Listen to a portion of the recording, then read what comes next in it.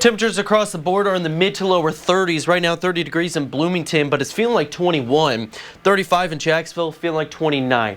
That's going to be an important factor here in a second, but it is 35 here in Decatur. And it is feeling like 35 simply because winds are a bit breezier from about that Bloomington down into Effingham line back towards the east. Single digits if you're out in Jacksonville for the most part. But again, it's playing a big factor in what you can actually see this morning across central Illinois. So while most communities are looking to stay dry, you're going to notice as this precipitation enters the viewing area, again, Scott Moore and Cass County, you can see a quick flurry out that way just because it feels cooler than the freezing point. But as it progresses down to the southeast, we'll slowly transition back into that form of rain. And then that's really all you're going to see if you're down in Carlinville, even the Vandalia area. But this track does look like it's going to continue along that Jacksonville down to Vandalia.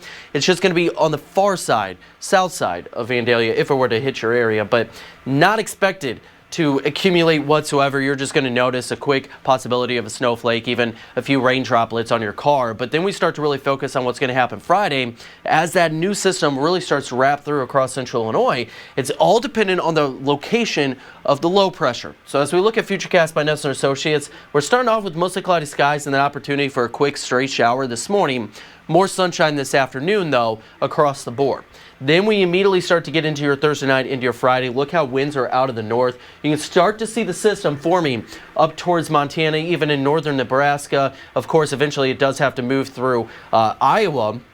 But take a look at this. It really starts to sweep down south. Yesterday I showed you two different tracks. One was through central Missouri and one was right along that Mississippi River.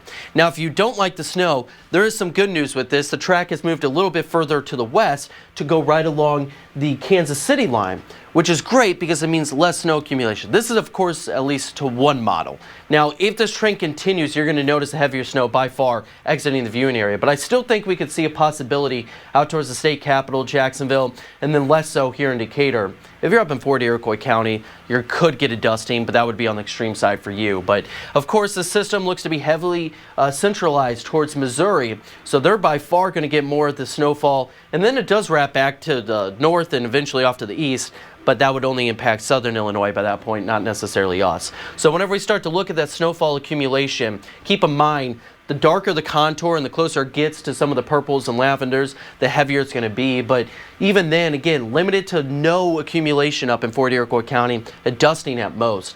Coating to 1 inch from Bloomington down to Effingham. Now, whenever we say this, that 1 inch is on the high side, that extreme. Now, if you're in the state capital, Jacksonville, Carlinville, you're going to be on that 1 to 3 inch. Again, 3 inches on the extreme of what we can see. If this were to change, I really think it would start to push back west and these totals will slowly start to decrease. But this is what we're right now. Keep in mind, we're 36 hours out from this. Models will start to update. Eventually, they will agree. And you'll notice a little bit of change. Maybe it's the shading moves back a little to the west or something. But this is at least what we're looking at 36 hours away from the event. We like to give snow totals 48 hours prior to an event moving through to give you that idea whether or not you want to be out on the roads before it actually starts to move through. Same area 7-day forecast. You're going to notice plenty of sunshine. Martin Luther King Jr. Day, we're looking at a high shy of 32 degrees, but at least we get lots of sunshine as we head into next week.